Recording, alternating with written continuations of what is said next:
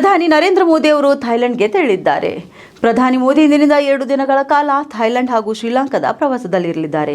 ಇನ್ನು ಪ್ರಧಾನಿ ಮೋದಿ ಅವರು ಬ್ಯಾಂಕಾಕ್ನಲ್ಲಿ ಪ್ರಧಾನಿ ಪಟೊಂಗ್ಟಾನ್ ಶಿನವಾತ್ರಾ ಅವರೊಂದಿಗೆ ಮಾತುಕತೆ ನಡೆಸಲಿದ್ದು, ಅಲ್ಲಿ ವ್ಯಾಪಾರ ವಿಷಯಗಳ ಕುರಿತು ಪ್ರಮುಖ ಚರ್ಚೆಗಳು ಕೂಡ ನಡೆಯಬಹುದು. ಇನ್ನು ಏಪ್ರಿಲ್ 4, 2025ರಂದು ನಡೆಯಲಿರುವ 6ನೇ ಬಿಮ್ಸ್ಟೆಕ್ ಶೃಂಗಸಭೆಯಲ್ಲಿ ಪ್ರಧಾನಿ ಮೋದಿ ಭಾಗವಹಿಸಲಿದ್ದಾರೆ. ಥೈಲ್ಯಾಂಡ್ನ 6ನೇ ಬಿಮ್ಸ್ಟೆಕ್ ಶೃಂಗಸಭೆಯ ಅಧ್ಯಕ್ಷತೆ ವಹಿಸುತ್ತಿದ್ದು, ಇದು ಪ್ರಧಾನಮಂತ್ರಿಯವರ ಥೈಲ್ಯಾಂಡ್ನ 3ನೇ ಭೇಟಿಯಾಗಲಿದೆ.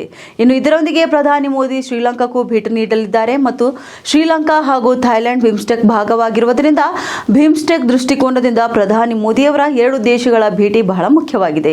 ಇನ್ನು ಮುಂದಿನ 3 ದಿನಗಳಲ್ಲಿ ಥೈಲ್ಯಾಂಡ್ ಮತ್ತು ಶ್ರೀಲಂಕಾಕ್ಕೆ ಭೇಟಿ ನೀಡುವುದಾಗಿ ಪ್ರಧಾನಿ ಮೋದಿ ಸಾಮಾಜಿಕ ಮಾಧ್ಯಮದಲ್ಲಿ ಹಂಚಿಕೊಂಡಿರುವ ಪೋಸ್ಟ್ನಲ್ಲಿ ತಿಳಿಸಿದ್ದಾರೆ.